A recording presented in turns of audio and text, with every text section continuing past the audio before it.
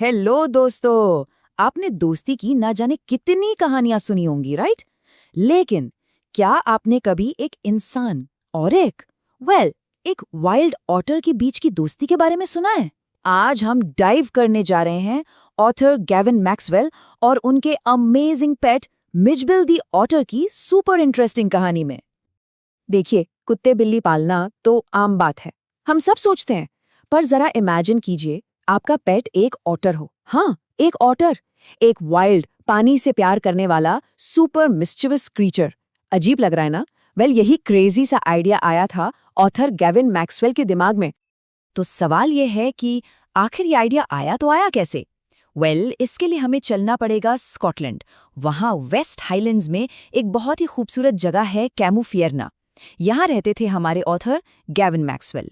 और उनकी लाइफ में ना एक अजीब सा खालीपन था, एक लोनलीनेस थी जिसे भरने के लिए उन्हें किसी खास साथी की तलाश थी। हुआ ये था कि उनके प्यारे डॉग जॉनी की डेथ हो गई थी और मैक्सवेल बिल्कुल अकेले पड़ गए थे।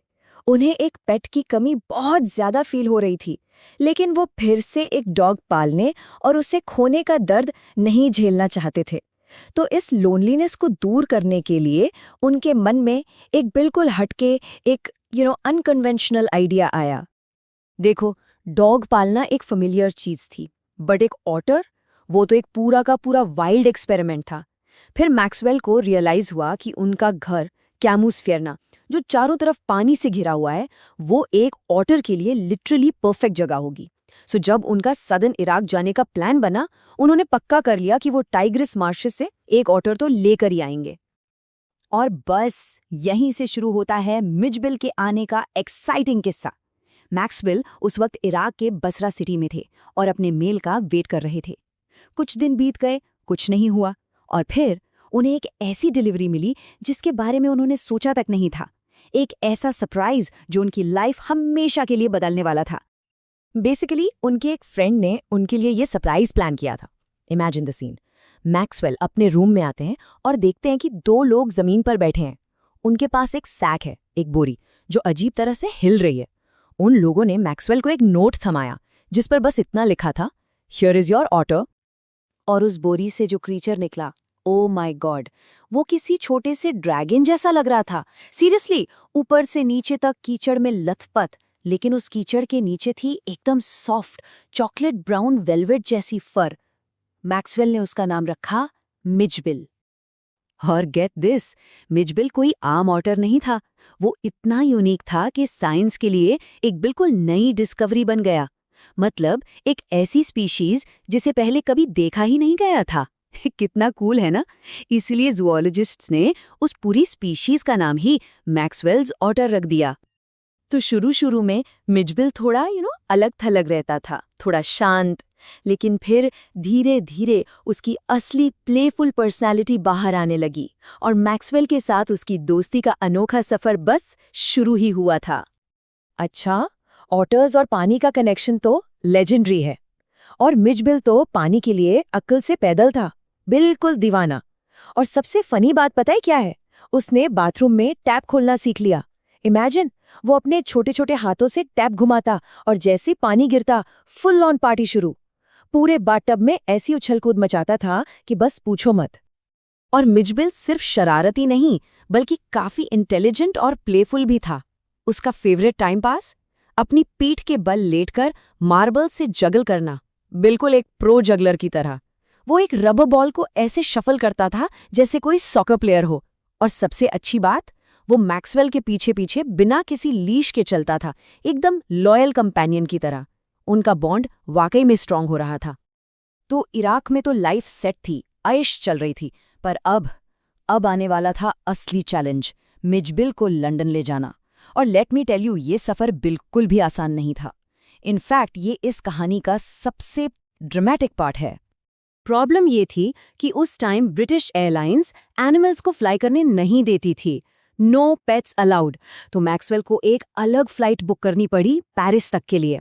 और एयरलाइन की एक स्ट्रिक्ट शर्त थी कि मिजबिल को एक छोटे से बॉक्स में पैक करना होगा, not bigger than 18 inches, that's it. तो मैक्सवेल ने एक बॉक्स बनवाया और फ्लाइट से आने 1 घंटा पहले मिजबिल को उसमें रख दिया। सोचा कि आदत पड़ जाएगी। लेकिन जब वो थोड़ी देर बाद लौटे तो सीन बहुत ही भयानक था। बॉक्स एकदम शांत था और उसके एयर होल से खून निकलकर सूख चुका था। मैक्सवेल है तो हाथ पांव फूल गए। फ्लाइट में बस 10 मिनट बचे थे। मैक्सवेल ने जल्दी से बॉक्स खोला। अंदर मिचबिल जिंदा था, बट बहुत डरा हुआ था और उसने आजाद होने की कोशिश में बॉक्स की पूरी लाइनिंग फाड़ डाली थी। मैक्सवेल ने किसी तरह उसे वापस बॉक्स में बंद किया और एयरपोर्ट के लिए दौड़ लगा दी। और प्लेन के अंदर जैसे ही बॉक्स रखा गया, मिचबिल तूफान की तरह बाहर निकला और पूरे प्लेन में भागने लगा। फुल ऑन हंगामा। आप इमेजिन कर सकते हैं पैसेंजर्स का क्या हाल हुआ होगा। पूरे प्लेन में पैनिक फैल गया। एक लेडी तो अपनी सीट पर चढ़कर चिल्लाने लगी, अ रैट, अ रैट, मतलब चूहा, चूहा। और मिचबिल, वो तो कभी किसी के पैरों के नीचे से निकल रहा था, कभी किसी सीट के ऊपर से। मैक्सवेल बेचारे उसे पकड़ने की कोशिश कर रहे थे, पर वो हाथ ही नहीं आ रहा था। और फिर इस पूरे केओस के बीच में आई एक काइंड एयर होस्टेस, जिसे मैक्सवेल ने बाद में the very queen of her kind कहा। उसने बहुत ही कामली सिचुएशन को हैंडल किया। मैक्सवेल को अपनी सीट पर बैठने को कहा और आखिर में मिचबिल को ढूंढकर उनके पास ले आई। और मिचबिल आते ही सीधा मैक्सवेल की गर्दन से चिपक गया, जैसे कह रहा हो कि thank God I found you. So इस पूरे फ्लाइट के हंगामे के बाद मैक्सवेल और मिचबिल फाइनली लंदन पहुंच गए। लेकिन ये सिर्फ एक अनोखी दोस्ती की एडवेंचर स्टोरी नहीं है। ये कहानी हमें एक बहुत बड़ी रेस्पॉन्सिबिलिटी का एहसास भी दिलाती है।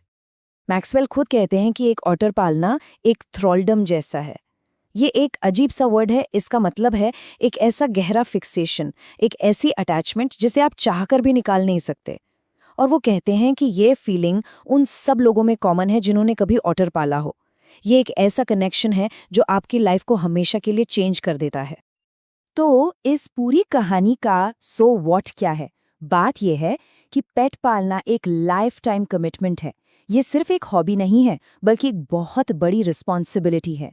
इसके लिए प्रॉपर नॉलेज, बहुत सारा प्यार, टाइम और हाँ, पूरी फैमिली का सपोर्ट जरूरी होता है।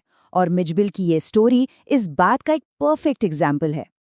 तो आखिर में ये सवाल मैं आप सबके लिए छोड़ रहा हूँ कि गैविन मैक्सवेल और मिचबिल की इस अनोखी दोस्ती से हम रिस्पॉन्सिबल पेट ओनरशिप के बारे में क्या सीख सकते हैं। शायद सबसे बड़ी सीख यही है कि हर पेट, चाहे वो एक कॉमन डॉग हो या एक यूनिक ऑटर, हमसे सिर्फ प्यार नहीं मांगता, वो हमसे अंडरस्टैंडिंग और रिस्पॉन्सिबिलिटी भी डिमांड करता है। इस बारे में सोचिएगा जरूर।